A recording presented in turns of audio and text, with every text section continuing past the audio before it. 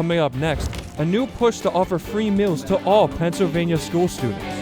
Who knows what's going on at home? Maybe they do need that meal, and we don't know it. Plus, a new generation of political campaigning. How more candidates are turning to TikTok to reach younger voters.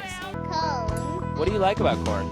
It's cold. And the next steps in a local hospital's major expansion project. The Center County Report starts now.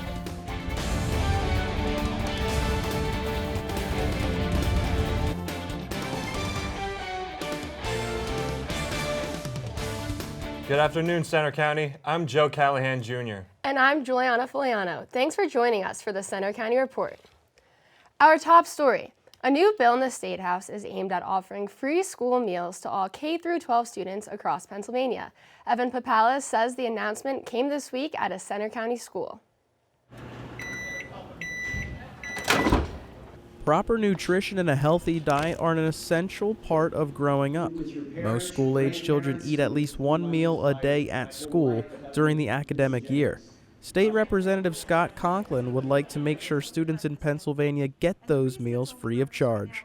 Because if you really want a child's mind to work, you have to give it more than just an education. You have to give them that very substance that helps them grow. House Bill 2829 would allow every student, no matter their family's income status, to receive 2 free meals each school day. During the ill effects of the COVID-19 pandemic, Congress turned to giving students free school lunches to help with financial aid. But Congress did not pick up the 2022-23 option to help those kids in need. Now they have the opportunity to get free breakfast and lunch in school. And by the way, everybody's got to eat. Conklin believes parents shouldn't have to worry about how they are going to pay for their child's meal. One of the most important things that we can give our children is the ability to not have food insecurity. This week is labeled as National School Lunch Week. State College Area School District Food Service Director Megan Shaper understands the importance of highlighting nutrition. They also decrease obesity, reduce absenteeism, reduce discipline problems, and result in fewer visits to the school nurse. Shaper says it's a perfect time to commit to making healthy school meals available to all of Pennsylvania's children.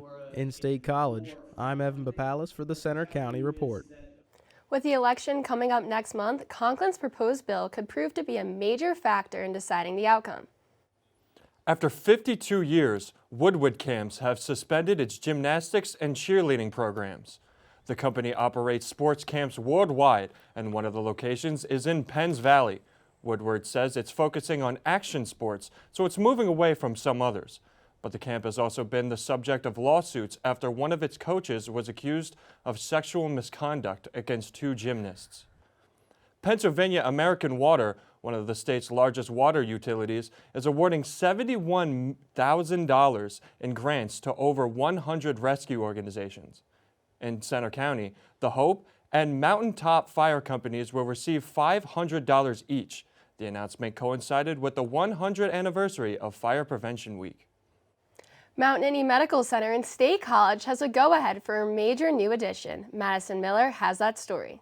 Mount Nittany Medical Center is moving forward with expansion plans. The latest step, development plan approval for a 300,000 square foot patient tower. It's a big project. It's also a part of a much bigger investment plan to move the health system forward and to make things better for the community. The 10-floor patient tower will include 168 new patient rooms, an outpatient clinic, outdoor spaces, enhanced dining and food services, along with an 171-space parking garage. Nearly 40 Mount Nittany Health Team members served on the initial planning board for the new development.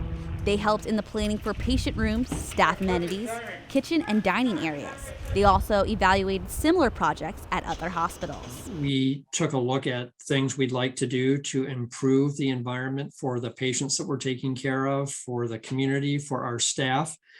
And we took Liz Roth, a State College EMT, says the new expansion should be a good move for both patients and medical center employees. I think it's a good change for the employees that work there now, and I think it's going to bring in a lot more employees as well as create a better work environment for everyone. Overall, we're just excited about how the environment will be better for the people who work there every day and for the people that they're taking care of. The medical center received a 5-star rating earlier this year, the highest rating given by the Centers for Medicare and Medicaid Services. In State College, I'm Madison Miller for the Center County Report. Construction is expected to be done by December 2026. A crash in downtown State College shut down a stretch of Beaver Avenue this week. A car flipped over on Wednesday night in front of Canyon Pizza. A tow truck arrived on scene to clear up the mess. It's unclear what caused the crash, but the driver was not seriously hurt. Another road-related story, the schedule is now set for 2 public meetings on the State College Connector project.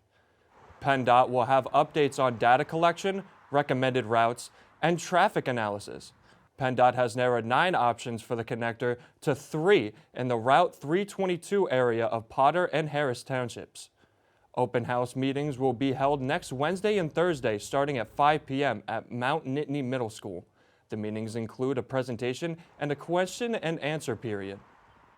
Election Day is just 3.5 weeks away, and candidates are spending millions of dollars in Pennsylvania's close U.S. Senate race. Democrat John Fetterman raised $22 million in the third quarter, the most ever by a PA candidate. In the same time frame, Republican Dr. Mehmet Oz raised $17.2 million. He's personally contributed $21 million this year. The election will be held on November 8th. More Pennsylvania politicians are trying to reach younger voters, and that means some candidates are turning to one of the world's most popular social media apps. Olivia Corman reports. Key election year like this, getting a candidate's message across to voters can be the difference between a big win and a shocking loss. Campaigns use TV. They also use in-person events, newspapers, radio, and social media like Facebook and Twitter. But now in a push to reach younger voters, politicians are also turning to the widely popular TikTok app, which has more than 138 million users across the country. I think, TikTok's kind of useful in terms of, the short video format, but also you can then share those TikTok videos on other social media platforms. Neil Malson, public policy professor, says the likes and shares can help spread a candidate's message to a far-reaching audience. Candidates, I think, try to use multiple platforms, but you also see candidates specialize in platforms that they think are going to reach their particular voters. He says take Pennsylvania's U.S. Senate and governor races, for example. Fetterman, that's been a lot of Twitter. And Twitter with short TikTok videos or other recorded videos. For a candidate like Doug Mastriano, who's the Republican running for governor in Pennsylvania, he uses a lot of Facebook, and he doesn't use the other platforms nearly as much. Annie Newman with Josh Shapiro says the Shapiro campaign social media goal is to reach as many voters as possible across all platforms.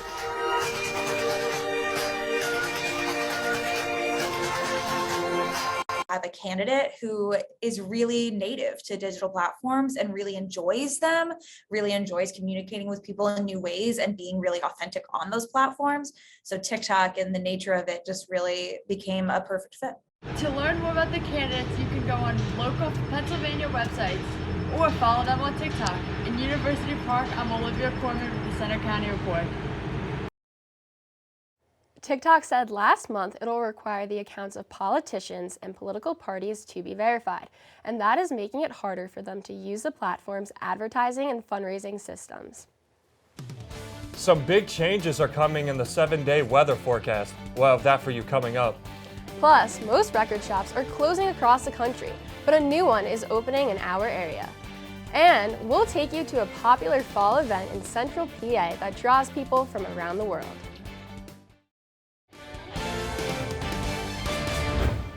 It's only 4 months until Penn State's annual Thon Dance Marathon, and fundraising events are heating up.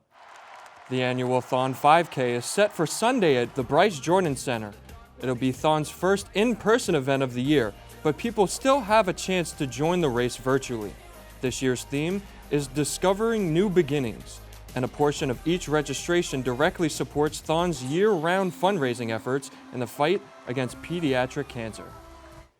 We are quickly heading toward peak leaf season in Pennsylvania, and it's also festival season. Reporter Dale Ostrander takes you to one of the state's top fall events in Bedford.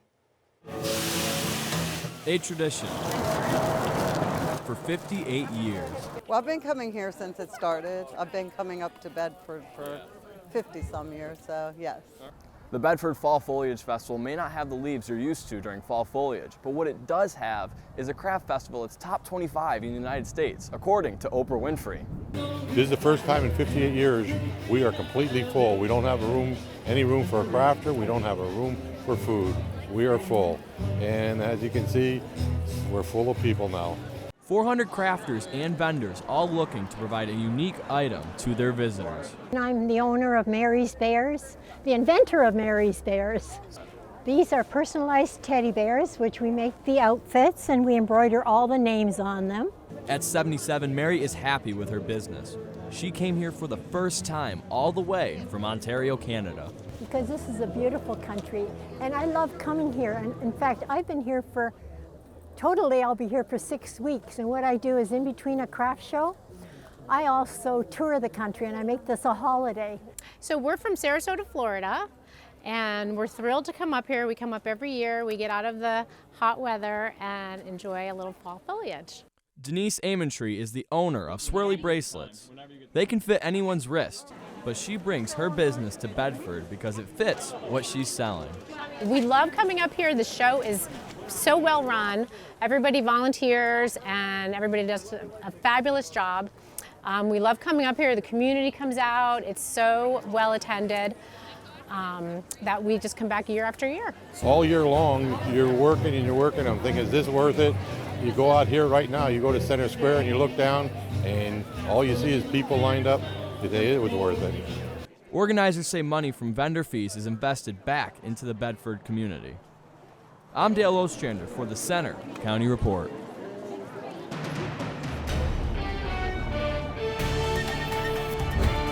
We had a beautiful start to our weekend, and you can see right now over Beaver Stadium, it's just clear skies and a wonderful day here in State College. Right now we're sitting at 57 degrees, not a cloud in sight, and some calm winds. It's going to get a little windier as we move through the day, but temperatures are going to warm up nicely to the mid-60s. So currently we're sitting at 57 degrees. It's pretty uniform across the state, a little warmer in Harrisburg and out towards Philly where they're sitting at 64 degrees. Erie's at 55. Pittsburgh's at 54, and it's just a pretty temperate day for us here in fall. Radar and satellite, yesterday a low pressure system and a cold front moved through our area, bringing with it rain and dropping temperatures, which you might have noticed yesterday. But good news is that has moved out of our region and high pressure is settling in. You can see that rain up towards Maine, still circulating over there, but this weekend for the most part will be dry. So Futurecast, this is today. Right now, 58 degrees, some cloud cover builds in as we move towards Friday night. And then you can see there's a pocket of showers that tries to approach our northwestern part of our state, but for State College we remain mostly dry, and it's going to be a beautiful day tomorrow, topping out at 67 degrees. However, another system is moving into our area. I know you see that blue and pink on the radar. That is some wintry weather. I don't think it's going to happen for us just yet. There could be some flakes in higher elevations, but that's something to look forward to when we move into next homecoming week, which could affect plans. It is peak foliage season here in State College. You can see that orange sitting over Center County. So be sure to get out and enjoy the nice colors of the leaves, as the temperatures are going to be beautiful and very conducive for a hike or a drive through the mountains. So your forecast today, 60 degrees for us. We're going to be calm, clear, and it's a little bit windier as we move into the evening. Tonight is going to get pretty chilly down to 38 degrees, but again, clear skies before we rebound very nicely tomorrow, 67 degrees. It's going to be an absolutely beautiful day here in State College. Plan something outside for the football game. Kickoff is at noon because in Ann Arbor, it's not quite as nice as it is here. It's a little chillier. They do have a chance for showers in the morning, 42 degrees, kickoff 50 degrees, and then windy by the fourth quarter, but some partly cloudy skies. For your 7-day forecast, we will again have a beautiful weekend, partly cloudy on Sunday for the 5K, 61 degrees. There's a chance for showers as we move into Monday. As that front moves through, temperatures will drop to 53, and then they continue falling. On Tuesday, I put wintry ? Because there is a chance, but again, I don't think here in State College we are going to see any of that snow precipitation. So you guys, I wish I'm glad I'm not in Ann Arbor for the football game because the weather's going to be so nice tomorrow. Well, I'm definitely glad I'm staying in State College this weekend because I would not be looking forward to that colder weather in Ann Arbor. You guys got it all wrong. I would love to be in that hostile environment of the big house that Michigan has down there, but I digress. We got a lot more sports than other than football. Evan, tell us what we got. Thanks, guys. A local high school is ready to defend its state golf championship. That story is next in sports. And Penn State gets ready for a monster football game at Michigan. Our preview is coming up.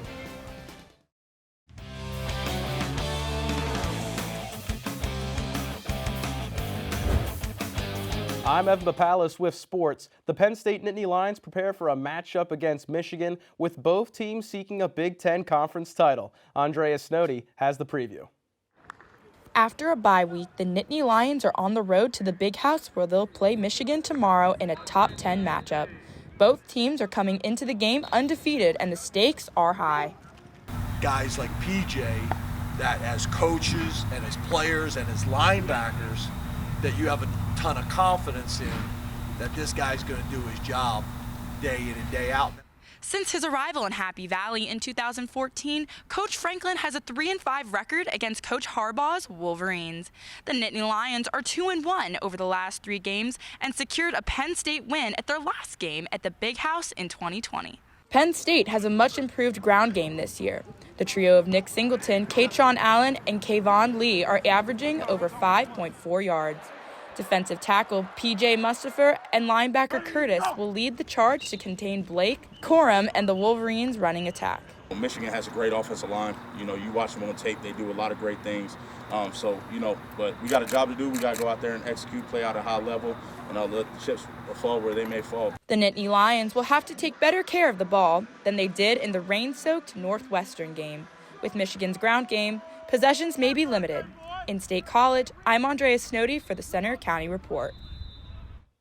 Tomorrow's game kicks off at noon, and you can listen live on Penn State Com Radio with our team in Ann Arbor.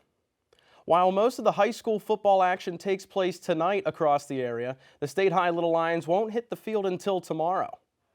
The 7-0 Little Lions travel to take on 5-1 Harrisburg tomorrow at 1 o'clock. State College is coming off a 49-20 home win against Carlisle last weekend. Harrisburg beat the Little Lions 15-13 in last year's game. Tonight's game of the week features 6-1 Tyrone as they travel to take on 5-2 Penns Valley in a battle of 2 of the top teams in our area. You can catch that game and other highlights on our PSU Belisario College Student Media YouTube channel tonight at 11:15. Last year, the State High boys golf team made their first ever state championship appearance. This year, they are back again looking to defend their state title. Austin Groft has the story. As golf season nears its end, competition increases. The State College Area High School boys golf team is preparing to defend the school's first ever state championship from last season. Head coach Greg Wilson feels that the team's experience has them ready to swing. Little more comfortable going in with the knowledge and of what it's like to be at the state level, and I think the guys are comfortable with their games. Just like last year, I think we're peaking at the right time. Last year, the PIAA State Golf Championship was held at Heritage Hills. This year, in 2022, it's here at the Penn State Golf Course. We're all really comfortable here. We're all just ready to have a good time. I think the most important part is staying relaxed, staying focused, and winning out there. Max won the district title and will be competing both in the individual and team competitions for this year's state championship. I told Max the end of last year, it's your turn, and he took it to heart. He's also a very hard worker. He knows exactly what he needs to work on, and he also helps the other guys. As a junior, he's kind of taken over the role as a team leader, and I think even our seniors look up to him. Although Max has grinded to become a great player, golf has always been in his blood. My dad is actually a golf pro. He teaches people around our area how to play golf, and he was the one to introduce me to golf whenever I was young, probably about 6 years old. I started playing. Max and his team feel confident at home, driving, pitching, and putting their way to winning another potential state championship. In State College, for the Center County Report, I'm Austin Groft. This Monday and Tuesday will feature the individual rounds, with the team round scheduled for Wednesday. Let's shift to the ice. The Penn State men's hockey team remained unbeaten last night at home against Mercyhurst. The Nittany Lions scored just 7 seconds after the opening faceoff. A 6-3 victory was in store for Penn State as it knocked off the Lakers. The Nittany Lions sit at 3-0 as the home-and-home series shifts to Erie tonight at 7. The Penn State women's soccer team faced off against the Wisconsin Badgers at Jeffrey Field on Thursday. During the first half, Penelope Hawking and Peyton Linehan each potted a goal in the second half to get the Nittany Lions ahead. Then in the second half, it was Elle Kirshner finding the back of the net in the 86th minute to give Penn State the 3-0 victory. The Nittany Lions improved to 9-3-2 on the season and will battle Michigan on Sunday at home at 1 p.m. That's all for sports. Now back over to you guys at the anchor desk. Thanks, Evan. Coming up next, a new business opens doors to both music lovers and the Bellefonte community. Find out more after the break. This year, vinyl sales are up 22% over last, according to the Recording Industry Association of America, and a new record store in Bellefonte is trying to take advantage of that. Reporter Julie Jastrzemski visited the retro shop. An Arizona man has brought his love of music to Bellefonte, opening a record store at a time when digital music services like Apple and Spotify are taking over. Owner Michael Fez says he wants to create a space that brings generations of music fans together to share a love of vinyl. For sheer sound quality, your dad is 100% right in that the analog sound that comes out of a vinyl record, it just can't be duplicated. Fez also wants to promote supporting small businesses at a time when more people are turning to big online companies. Alternative to whether it's Amazon or those big boxes, and specializing in stuff that they really love. And so I've really gotten tremendous feedback about what we're trying to do here. He hopes Fez Records becomes a hangout spot for the community. Certainly, I think people appreciate that I'm not like rushing people out. I'm not a salesman. They can come in and take a look and not buy anything, because that's how it was for me, going into record shops. Sometimes you don't find anything that you need or wanted or didn't already have, and so you just go to see what they have now and check it out, and if they don't have anything, then you hung out for a little bit, maybe talked with some people about music, and then moved on. So Fez Records is open 8 a.m. to 8 p.m. on Saturday and 11 a.m. to 4 p.m. on Sunday. As Penny Lane says, if you ever get lonely, go to the record store. Reporting from Center County, I'm Julie Jastrzemski. If you stop by Fez Records, you may catch Fez playing his favorite band, Pearl Jam. That's all for today's newscast. We hope you'll join us Tuesday for our next local news update. But you can follow us anytime for breaking news and watch our stories on our Center County Report social media. You'll find us on Twitter, Facebook, Instagram, YouTube, and our website. Have a good afternoon. Actually,